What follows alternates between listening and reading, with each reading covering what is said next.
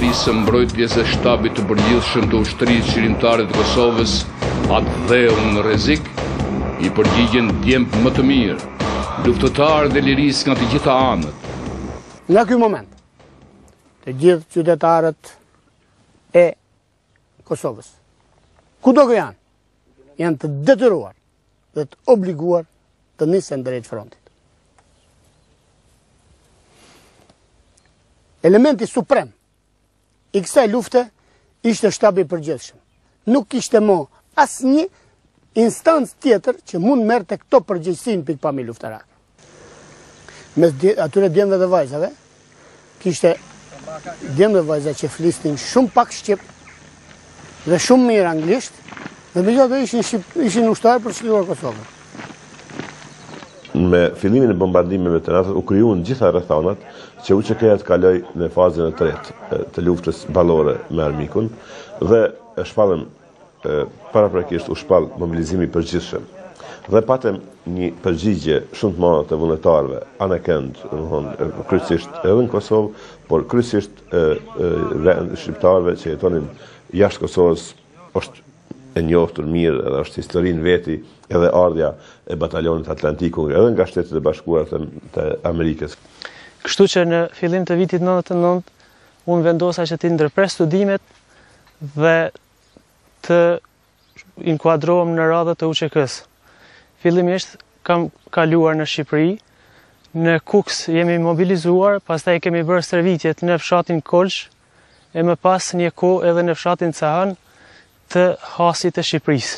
Kam pas fatin të jem zavendës komandant në qendrën stërvitore Feken të Dajtit, ku ushtarakët dhe mërgjimtarët e cilët e veshën për herë të parë, shumica prej tyre uniformën e Ushtrisë Qeverimtare të Kosovës, kanë qenë të trajnuar dhe të përgatitur nga prodhët e Akademisë Ushtarake Skënderbeu në udhëheqjen e komandantit të Akademisë, kolonel Flamur Skraparliut. Këtu dëshiroj të veçoj unë ushtarakun Rilin Bytyqi që ka qenë ndihmës komandant për moral, i cili vije në Kosovë pas 34 viteve, mos gabofsha, dhe vije në uniformën e UÇK-s. Unë kisha frikën që nuk do të më pranojnë, se kisha kalu moshën nga kushtrimi që u lëshu. Duket ishte 18-55, ashtu diçka. Unë isha 60 vjeçar. Banë mbetimin për luftën, edhe u nisëm për në Kosovë. Artillerisë, një pjesë të cilëve do flijohet për atë dhe, ata që do të bëhen figura të ndritura të historisë sonë.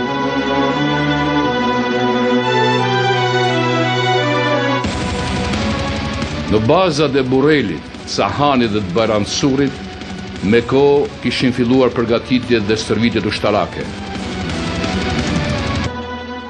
Dhe vetë luftarë që vinë për të hyrë në front, që ditën e parë nuk kishin dëshirë me nejtë më shumë në qendrën stërvitore. Operacionet e drejtimin në Koshare, që kishte drejtimin e vetë të shkonte në drejtim të Koshare, Junik dhe të dilte në zonën e Groxhanit, faktikisht në zonën operative të Dugaxhinit. Në drejtimin operativ të Pashtrikut kanë marrë pjesë 3500 ushtarë, kanë qenë të drejtuara 2.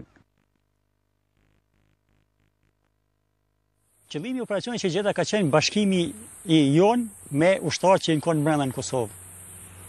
Do thotë zona operative edhe e Pashtrikut, edhe e Dugaxhinit ka prit mu bashku me forcat që kanë vepruar në operacionin Shigjeta. Do thotë qëllimi jon ka qenë me shtyp ata forcat e armikut në mishtinë e mes. Edhe ai ka qenë qëllimi deri në fund të operacionit Shigjeta.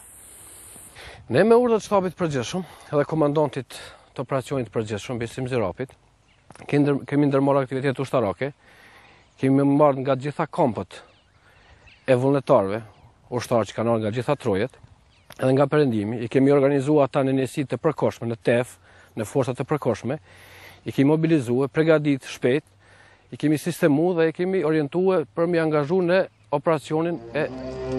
Njësitë speciale diversantove zhguse morën detyrat ndërlikuara, të bënin zbulimin e përforcimeve të armikut, të vëzhgonin terrenet dhe hapësirën e pashtrikut.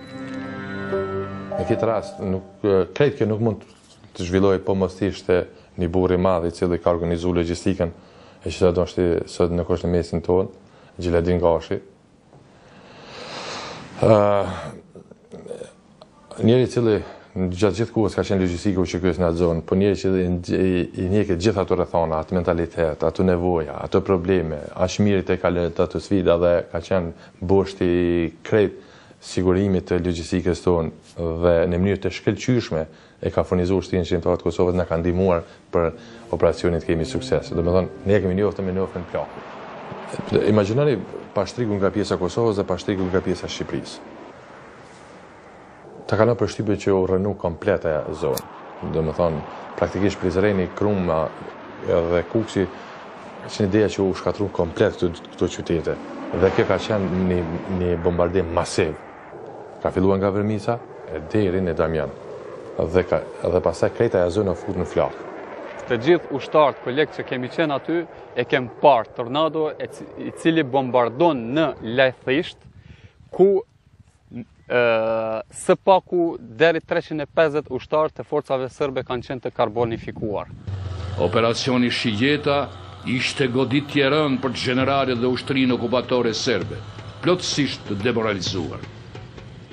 Megjithatë, kjo trup u coptua shumë, u trem shumë dhe ra shumë moralisht, sepse edhe furnizimi u dobësua. Dhe shikoni, një ushtar i uritur nuk është më ushtar. Ky bombardim dol që ishte ashtu si ta generali. 2 ditë pasaj Serbia ka nënshkruar kapitulimin. Dhe ka ardhur deri te një çrregullim total i sistemit të komandimit të kontrollit të tyre. Një ramje drastike e moralit të tyre.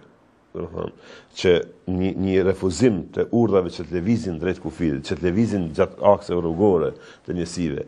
Unë personalisht dhe ushtarët e mi shumë i kem pa brigadat e tëra duke ikur nga fronti me traktor, me automjet që i kishin grabit, duke refuzuar, duke ikur ushtarakët e tyre, duke ikur nga fronti. Dhe kjo ka bërë, ne kemi qenë para një suksesit të hatashëm ushtarak. Pa kush e pranon këtë fakt publikisht, pa kush e diskuton këtë fakt, po ka qenë ndër elementet kyçe që ka bërë që Miloševići të dërzohet. Ai është dërzuar, ka pas humbjen para pame. Tjetër, pse ka pas? Ekzistoi këtë mundësia shumë e lehtë, vetëm disa ditë që të shpërthejnë në tërësi fronti, që shpartallohen në tërësi njësitet serbe. Edhe nga presioni UÇK-s, por edhe nga bombardimi i NATO-s. Se NATO-ja, edhe vetë general Clark e thot, ka qenë jesisht e interesuar që të mahet mbaja e pashtrikut si një objekt strategjik dominant në këtë drejtim. Fitore që solli operacioni Shijeta në frontin e pashtrikut u dhan kurajo luftëtarëve të ushtrisë shqiptare të Kosovës, ndërsa grushte vdekjeje ushtrisë gjëgatare serbe. Dhe ka qenë para kapitulimit ushtarak total Miloševići. Dhe atëherë a e dinte që atëherë UÇK-ja do del fituese dhe UÇK-ja do ta ketë një statut tjetër. Dhe kjo ka bërë, unë kam biseduar edhe me Ahtisarin më vonë, me generalin Clark e tjerë, edhe se publikisht nuk e thojnë, ka qenë faktor esencial, kyç që e ka bërë që Miloševići dorëzohet sa s'ka depërtu UÇK-ja në mendësi të Kosovës dhe që ne atëherë ta marrim atë epitetin e fituesit të luftës për kësaj betejë.